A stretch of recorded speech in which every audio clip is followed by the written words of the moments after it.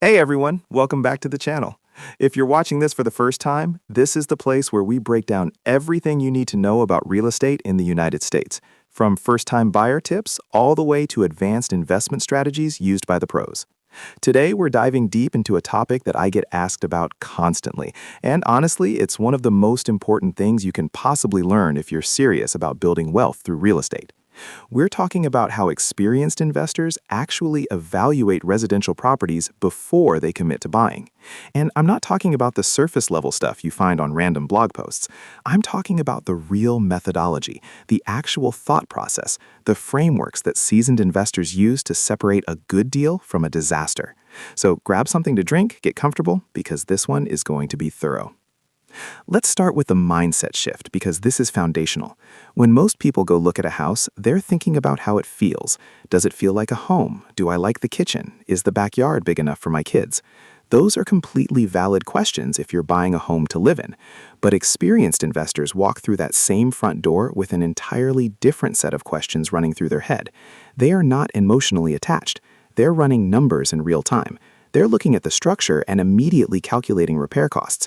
They're thinking about who their tenant might be, what that tenant will pay, and how that number compares to every other expense associated with owning that property.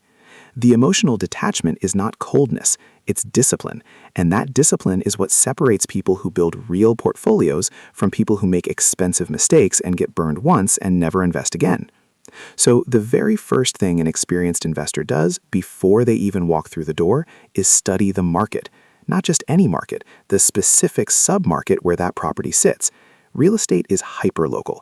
A house 2 streets over from another house might perform completely differently as a rental based on school district lines, proximity to employment centers, walkability scores, and neighborhood trajectory. Investors look at what properties have rented for in that specific zip code over the last 12 to 24 months. They look at vacancy rates. They look at days on market for comparable sales. They analyze whether the area is appreciating, stagnating, or declining. This is all before they set foot inside the property. They want to know if the market itself supports their investment thesis, because even if you find a structurally perfect house at a great price, if the rental demand is weak or the neighborhood is in decline, you're going to have a very hard time making the numbers work over time. Now let's talk about the numbers themselves, because this is the engine of every investment decision. The first calculation most experienced investors run is something called the gross rent multiplier, or GRM. This is a quick and dirty way to get a rough sense of whether a property is even worth analyzing further. You take the purchase price and divide it by the gross annual rent. So if a house costs $300,000 and you expect to collect $24,000 a year in rent, your GRM is 12.5. Investors often have a target GRM threshold based on their market and their strategy. If the number is way out of range, they move on quickly. This saves enormous amounts of time. But the GRM is just the starting filter. The real analysis goes deeper into what's called the cap rate, or capitalization rate. The cap rate is calculated by taking the net operating income, which is your gross rents minus all operating expenses, excluding your mortgage, and dividing that by the purchase price. Net operating income accounts for things like property taxes, insurance, property management fees, maintenance and repairs, vacancy allowance, and any other costs associated with keeping the property running.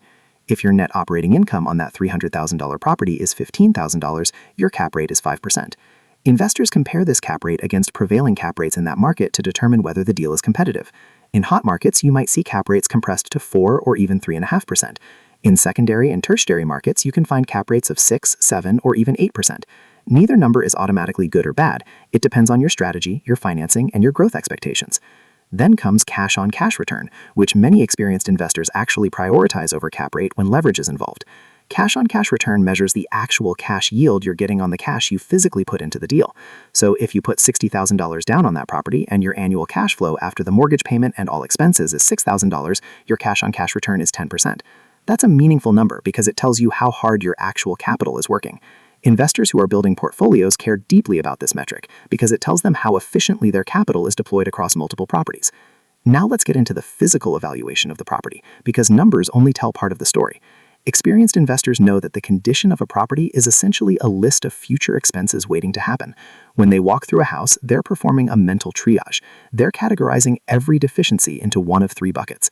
First, immediate repairs that must be done before the property can be rented or sold. Second, deferred maintenance items that will need attention within the next 1 to 3 years. And third, longer-term capital expenditure items that are still functional today but are approaching end of life and will need replacement in the coming years. This three-bucket system allows the investor to build a realistic expense projection that goes way beyond the first year. The roof is always one of the first things they assess. A roof replacement on an average American home costs anywhere from $8,000 to $25,000 or more, depending on size, material, and local labor costs. If a roof has 5 years of life left, a sophisticated investor is mentally adding that future cost into their purchase price analysis right now. They might use that as a negotiating lever to reduce the purchase price, or they'll budget for it explicitly in their projections. Same thing with the HVAC system. Heating and cooling systems typically last 15 to 20 years with proper maintenance. An experienced investor finds out the age and service history of every major mechanical system in the house, including the water heater, the electrical panel, the plumbing, and the foundation. These are the big ticket items that can dramatically affect your returns if they fail unexpectedly. Foundation issues are particularly important because they can be both expensive to fix and a red flag about the overall structural integrity of the home. Investors look for cracks in the foundation, doors and windows that don't operate smoothly because the frame has shifted, uneven floors, and water intrusion in basements or crawlspaces. Some foundation issues are cosmetic and relatively inexpensive. Others are structural and can cost tens of thousands of dollars to repair. Knowing the difference requires either experience or a good structural engineer, and experienced investors almost always bring in professional inspectors to document everything precisely. Electrical systems deserve serious attention as well. Older homes in many American cities still have knob and tube wiring or Federal Pacific or Zinsco electrical panels, all of which can be serious fire hazards and are often uninsurable or difficult to insure without remediation. Upgrading electrical to modern standards can run anywhere from $3,000 to $15,000 depending on the scope of work. Plumbing is another area where the material matters enormously. Galvanized steel pipes from older homes are prone to corrosion and reduced water flow. Polybutylene pipes installed in homes from the 1970s through the 1990s are notorious for failure. Cast iron drain lines in older properties can deteriorate over decades. An investor who understands these issues can accurately price in the cost of remediation and negotiate accordingly. Let's talk about the neighborhood analysis in much more detail, because this is where a lot of new investors make mistakes. Experienced investors don't just look at the property, they walk the street. They drive through the neighborhood at different times of day, including evenings and weekends. They're looking at the condition of neighboring homes because the surrounding properties have a direct impact on yours.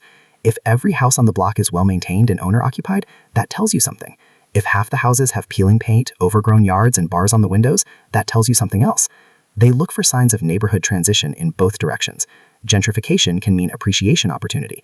Disinvestment can mean declining rents and increased vacancy.